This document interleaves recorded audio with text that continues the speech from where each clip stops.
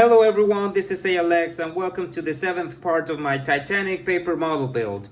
Let me tell you, there are some major changes coming to the model in this video, as I will be crafting some final extra touches of details which will join the winches and other fixtures I did on my previous update, and now they will be all finally added to the model. There will be some fixes to the bridge I messed up last time, but more importantly, I'll take this opportunity to do some upgrades to the original bridge and do the same for a couple of other major ventilation elements. So let's get started. Alright, first thing I want to do is give you a quick glimpse of what I hope is my last sheet of printed details and upgrades for the ship. Some of the upgrades that I will be covering in this video include things like the ship's anchors, giving just that extra detail to the otherwise plain hull. I also have here the new bridge piece to fix and upgrade the previous bridge, which I ruined on my last video by trying to do some detailing with my markers. I will be adding just some extra touch of details to the cargo cranes and funnels, as well as some custom stairs and ladders for the well decks and funnels. I will also be upgrading the vents located on top of the engine room ventilation shaft, which I want to model in an open configuration. You will see what I mean later on the video. Well then, the first thing I need to do is to carefully remove the ruined bridge piece. I do so by gently going through it with my crafting knife, cutting slowly to avoid damaging any other part of the model. It almost felt like a surgical procedure, although it's basically what I'm doing in order to achieve this new facelift. The same goes for the engine casing skylight vents, which, as you can see, it was very strongly attached with a rather generous amount of glue. And all the way down the boat deck, I proceeded to remove the twin vents in the second-class staircase deckhouse. Same thing as before, being careful not to do excessive damage, as I had to basically pry the pieces out. It goes to show just how much emphasis I put in proper gluing for a long-lasting model. Having removed those pieces, I bring back my sheet of details and cut out the new bridge segment for easier handling while doing all the fine cutting. It's a good idea to do all the scoring necessary for bending the edges at this point before cutting out the piece completely. Here is where I begin with the first improvements for the bridge, which consist in carefully cutting out physical openings for the wing house windows. The result is a much nicer looking piece once I finish taking it out of the sheet. I can now start bending and shaping the bridge piece in order to form its characteristic look. To finish it off, I continue to color the wooden top railing, only this time I take my time with the color pencil instead of using a brown marker. At this point, the piece is ready, but first I need to add the 3 stanchions under the bridge, using once again my trusty thin stripes of paper. I took this opportunity to make them a little bit thicker and sturdier this time, as I felt the previous ones were a little bit too thin and not as prominent. As for putting them in place, I honestly attempted to do so while recording, but found it somewhat hard to achieve this, as I had to be extremely careful with the alignment, so I just did it off camera and I think I got a rather nice result. I can now proceed to glue the bridge piece with confidence, starting from the starboard side and working my way in sections towards the port side. This way I can take my time to properly align the piece without any worries. Just halfway through this facelift, it's looking so much better in my opinion. Next up, I continue with the roofs for the wing houses.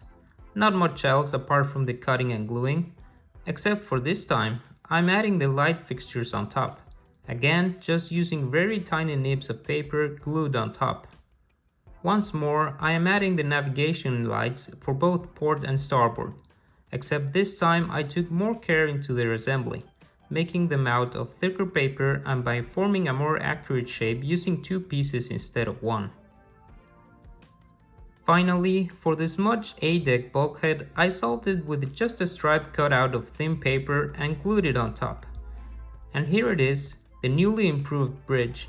At the end, I believe it was kind of a happy accident that I ruined the previous one, as it presented the opportunity to improve this section of the ship. Coming up is the engine case skylight vents. You can see I am cutting out 2 prints out of the sheet, but one is just a spare in case I ruin the first. I did so because this piece involves some very fine cutting of each of the openings, and I was afraid I could easily mess up the piece during this process, especially when cutting in between each vent, as they are just too close together. Fortunately, with a steady hand and lots of patience, I managed to cut through each one without any inconvenience. I proceeded to very gently do the scoring and cutting of the piece, as it is now very fragile with all those vent cutouts. Notice here that I am extending the cut on the sides. That's because the original piece doesn't quite reach the ends of the vent sides when bending them into shape, and so I was left with a tiny gap at the bottom.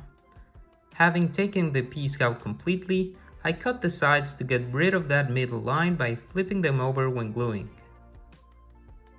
Now, having these nice openings also leaves me with some big gaps that I don't want to see inside. So for that, I just printed out the horizontal grid that goes behind. You wouldn't want anyone accidentally falling down all the way to the engine room about 10 stories below in the real thing after all.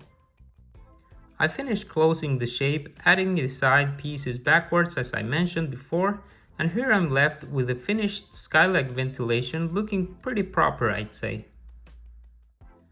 Once again, using a generous amount of glue, especially around the edges, I attached the piece to the top of the deck house.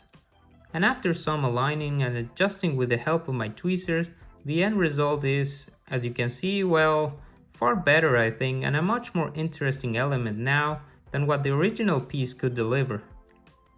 As for the final set of twin vents, I'm using the same exact pieces I already had, although first I need to prepare them by removing all the excess thickness in order to properly assemble it. Using a stripe of paper once more, I cut out the rest of the pieces needed to form the vents. I reduced the width for the side pieces and shaped the top curve of the vent.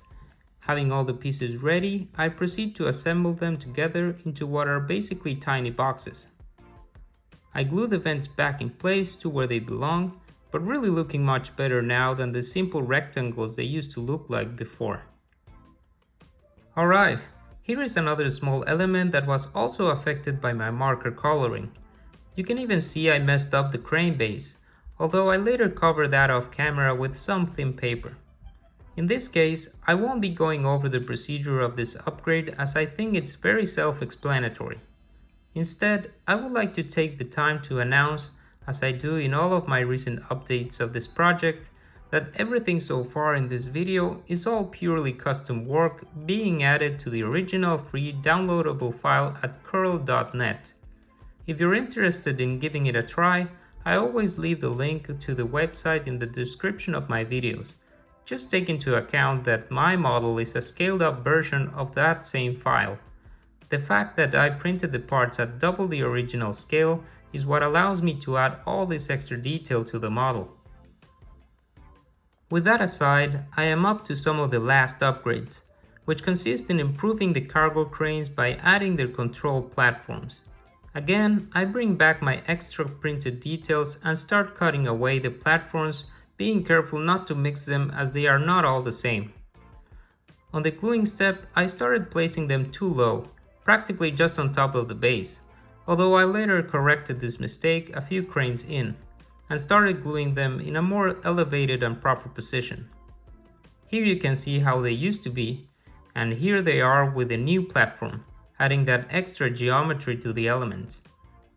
All they are missing are some railings, but we'll see about that later. Speaking of later, I decided to divide this part 7 into 2 videos, as I aim to keep them relatively short and I just had too much material to put in one video. So stay tuned for the second half in update 7.2, where I'll be doing some major upgrades to the funnels and where I finally install all the missing details to the model. Thank you very much for watching and have a great day. Goodbye!